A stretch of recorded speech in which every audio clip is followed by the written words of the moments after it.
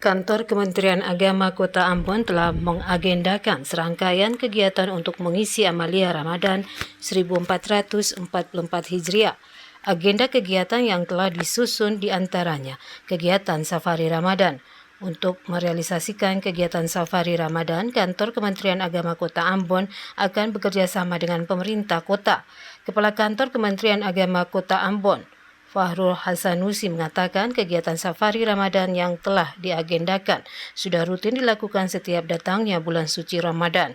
Selain Safari Ramadan, kegiatan yang berhubungan dengan pembinaan mental spiritual dan sosial kemasyarakatan juga akan dilakukan dalam bentuk menyantuni fakir miskin dan masyarakat kurang mampu yang ada di Kota Ambon. Kegiatan-kegiatan bakti sosial untuk meringankan saudara-saudara yang kurang beruntung di Kota Ambon, para yatim piatu, janda-janda, insya Allah juga sudah kita agendakan. Pada intinya kita akan meriahkan bulan ini dengan ibadah, baik itu ritual keagamaan maupun ibadah sosial untuk sesama.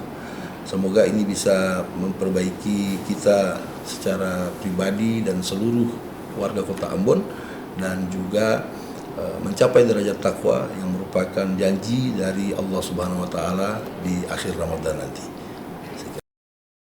Melalui rangkaian kegiatan ini diharapkan umat Islam di Kota Ambon dapat menjalankan ibadah puasa dengan khusyuk. Frida Raiman, Berti Opir melaporkan.